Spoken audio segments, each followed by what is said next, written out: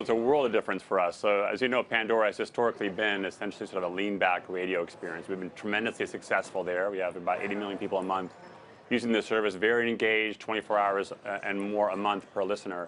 And what these deals that we've struck allow us to do is essentially substantially expand that product to be able to address sort of every consumer need. So if you want lean back, we'll have that. If you want to lean forward, be more engaged, have more interactivity, all the way up to a completely on-demand service that will really give you kind of all the feature sets that any consumer wants. So we're going to be able to address the entire demand curve for listeners and bring to bear on that, a great product and an enormous existing audience about which we know so much. You are literally up against the biggest and most powerful names in technology in Apple, Amazon, and Google, also trying to push in this music space. Describe what gives you the confidence that you're going to be able to create this virtuous cycle, this funnel, where people perhaps come into your free product and then are willing, by percentages over time, to expand their payment up into that $4 or $5 tier and then eventually that $10 tier where Apple Music and some others reside.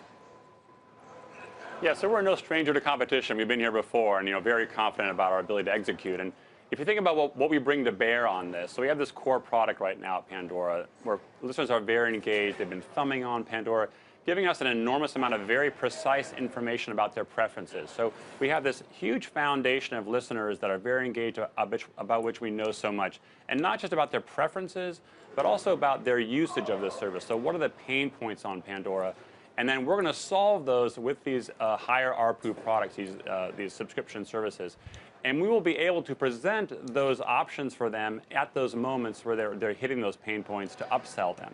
So we're perfectly positioned. And we also bring to bear this enormous personalization engine. So when we talk about sort of interactive on-demand services, we're not talking about 30 million songs in a search box. That's not what works for consumers. We're talking about a completely personalized experience that's going to understand you, that will curate for you and be effortless and sort of as intuitive as the core radio product. And I think, to win in this space, simplicity, ease of use, personalization are the keys. And I don't think anybody's got that right yet.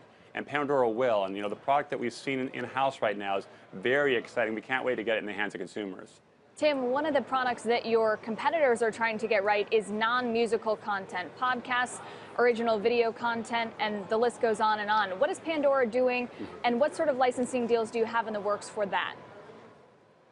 Yeah, so we've done some experimenting there, had some really good results actually from some podcasts. We recently launched Questlove Supreme, a music and talk radio show hosted by Questlove, had over 1 million station downloads already. This American Life, Serial, we've had great success there. I wouldn't say that particular piece of content is sort of top priority for us right now. The first priority is, of course, pushing out these incremental subscription products. But we're well positioned if we want to add incremental content, so talk, weather, sports, news, and the like. I think you'll see that on the service over time, but we'll focus on one thing at a time. Hey CNBC fans, thanks for checking out our YouTube channel. Here you're going to find videos packed with all of the information that you need to be smarter about your finances. You can subscribe by clicking right here and click on all the videos around me or the I right here to watch the latest from CNBC. Thanks for watching.